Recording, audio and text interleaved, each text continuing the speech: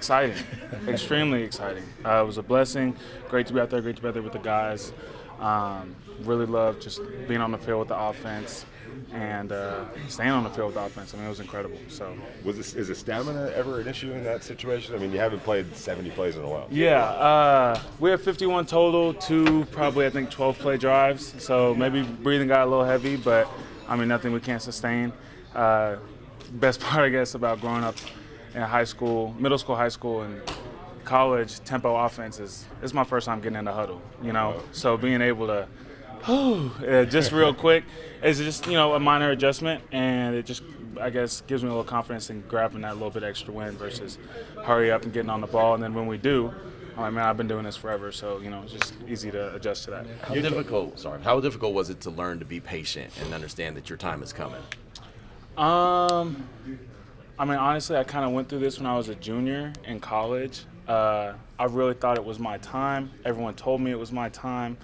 But I think that our standard of play was low at the time, so I thought I was a lot better than I was. And then it wasn't my time. I wasn't the player I thought I was going to be. And so I kind of had to regroup, readjust myself, pour back into my process, allow my process to define my success, not my success to define my process. And, I mean, I've had a great group of guys around here that have just poured into me, helping me, speaking to me every single day, you know, trying to learn how to navigate the business side of the NFL. And, I mean, the guys around here have really just helped me out the most. Where's that attitude and that mindset come from? I mean, again, just going back to that junior year, remembering how lost I felt because of my success didn't appear. And my successes at the time was defining who I was, and so I felt lost. And now changing that, flipping that, my process is who I am. Who I am is what's going to define my process. And when that success and that opportunity comes, I can just apply it to that. And whatever happens, happens. That way I can go back and try and adjust my process based on the outcome and not try to find out how to adjust the success, because you can't control that. And so just focusing on the things we can control. And again, like I said, the guys around here have been great, just pouring into me, talking to me about being patient, and I mean, just not letting me get too down, you know? Yeah. You had said that the handwork and footwork needed some work. What kind of work did you put in for that, and who do you credit for helping you with that? I mean, again, there are so many people in this building, especially being a rookie. You gotta, you know, decide who to grab stuff from. Everyone's got an opinion on how you can play. Offensive line's a very, very detailed and different position based on who you are and your body type. You can play a certain type of way. So just grabbing different stuff from different people. I was playing so hard, but sometimes it messed up a little bit of my fundamentals. So my effort was making up for my technique sometimes. So just being able to hone those two things in, putting them together, and I think that'll really clean up a lot of my game. Have you seen your PFF rating at all, and what has that done for your confidence? Absolutely nothing. PFF does not define, and PFF is not my standard for my success. And they're lying. Go watch the game.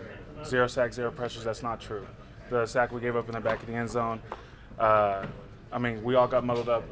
Whatever. We didn't throw the ball, but my guy made that tackle. So y'all can give that to me. And then, like I said, I had one I got beat early, beat across the face. Effort made up for it. I was able to block the guy, but Gino ended up flushing through the middle of the pocket. Next down, 2nd and 6, so it was a gain. But, I mean, I'm not going to allow PFF to, you know, define my success. I'm like, oh, okay, PFF says I'm doing good. Like, perfect. We don't care about PFF. We don't look at PFF. My mom sure does. So it's cool for her, but at the end, and it's cool for my wife. You know, it's cool for me if I guess if I wanted to try and look into it. But I mean, just really trying to stay away from that stuff, not allowing that to fuel me and say PFF did a good job, so I did a good job. I need to just allow myself to do that myself and move on. I was just going to say, what's been the vibe amongst the rookie class of just kind of, you know, being encouraging to one another, to making sure that each one of you are, you know, ready when your time comes, and also holding each other accountable? I mean, it's really cool because we're able to pull together, but it's also a little difficult because we are, you know, this is our first time out being here, so we are a little lost in a sense. We have to still be able to reach out to those older guys and get tips and, you know, stuff from them, trying to hone in on how we can be in this business for a long time. But I mean, the relationship that we have in the rookie class is amazing. I love this group. I love being able to be around with this group. And I mean, we all just try to really hold each other accountable at a high standard so that we can all be around here for a long time.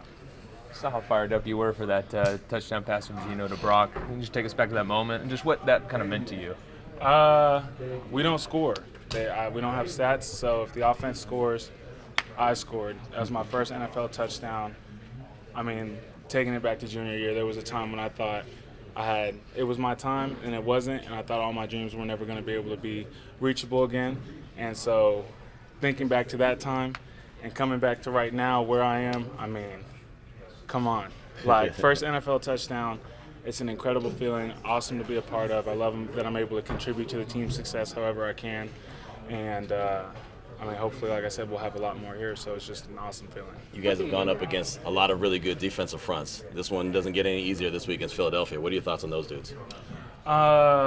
Just going up against them. Yeah, I mean, again, focusing on my process, cleaning up the things that I need to based on my last game, and allowing the things that I do to determine what how they have to play against me instead of who they are determining how I'm going to play against them. Obviously, you're going to study them, look for the type of things that you can do against certain guys, ways that other people found success against them. And so just taking that for myself and, just putting those two things together, anticipation and technique, how those two things can work together. And, yeah, I'm just doing that. So. What is something that you want to do to keep up the level of consistency that you've had in the past couple of games? Stick to the process. It's another Wednesday. It's another competition Wednesday, so nothing has changed. I'm not sure if I'm going to be starter this week, if I'm going to rotate, if I'm going to do whatever. And I'm not asking because I don't want what they say to define what my process is going to be. So just keep approaching everything the same way, cleaning up the things from last week that I know I need to clean up, and just allowing myself to be ready and prepared for the game, whichever way it shakes out. What about those Red Raiders? Got to ask you that. Come on. Come on. Best defense in the country. I mean, y'all see it every single time. Something that, I was just kind of talking about, but Joey says our superpower is how much we love each other. Mm-hmm. I think that this team absolutely loves each other. That's why we keep showing up every single week, regardless of our record, regardless of the circumstance, still taking the field, still doing everything we need to do. And, I wanted to continue to embody that here because that's the place I came from. So without Gino practicing today and you're getting those reps, how valuable is that right now to start the week getting the first team reps? Yeah, I think it's huge. Coming in late like I did, I really didn't have much work with the first team guys at all. So the fact I can go out there and get some, today will be huge. To do well when you did come in, how valuable was that for you?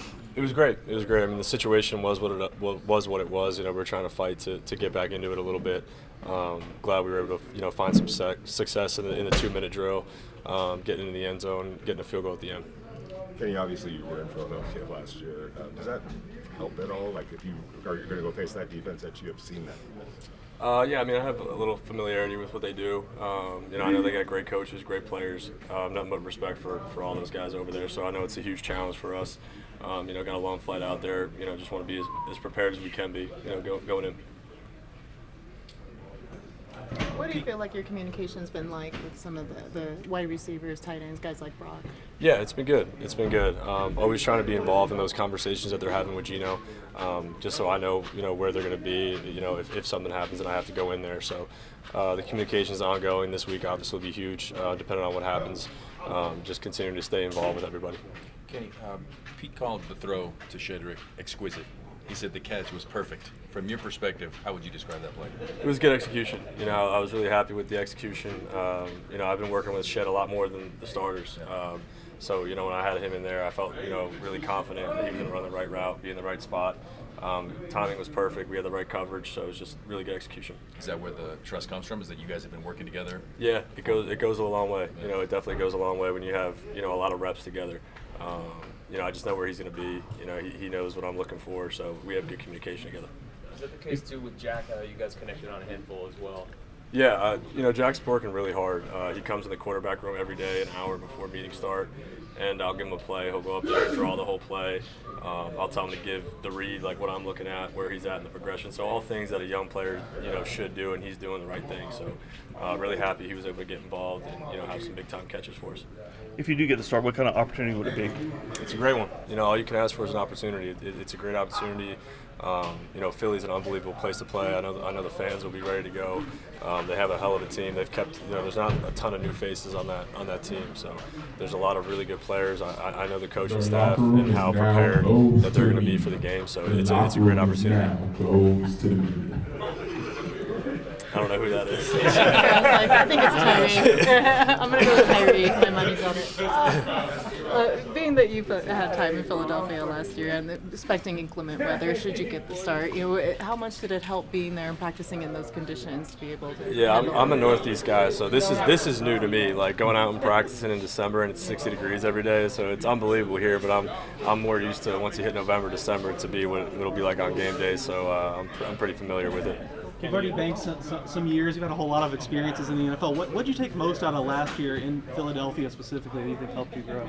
Yeah, just seeing what it looks like to be world champions. The dedication, the commitment from every position group. It was really player led. That was a really cool thing. I think we had great veteran leadership, and a lot of those guys are still there. So I know what's on the other side, and like I said before, nothing but respect for everyone over there. What are some things you need? Go ahead, sir. Go ahead. Kenny, obviously, Pete was impressed with that throw, and some guys have a big arm, some don't, and they make up for it in other ways. How would you describe your arm talent at the position? Yeah, I've got enough to make the throws. I'm confident that I can get the ball, around the field where I need to, and all the concepts that we have, everything that we run. So definitely confident, in what I can do. Right now, it's just about trying to steal as many reps as I can with these guys and get the timing down and stuff like that. What are some things you do during the week, Kenny, to help prepare yourself for a potential cold and wet ball game?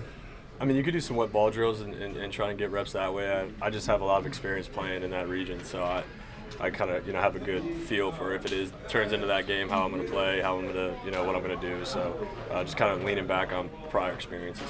You've obviously worked with Greg Olson since you got here, but now a couple weeks for him as a play caller. What do you like about the way that he calls it the game and just kind of structures an offense? Yeah, I love Ole. It's really hard to do what he's doing. Calling another coach's system. That's a hard deal, and I think he's doing an unbelievable job with it. He's keeping everybody upbeat. He's adding some new things each week. I think every player is enjoying and we're liking it. He brings a great attitude. So nothing but great things to say about Ole and how he's handled this whole situation.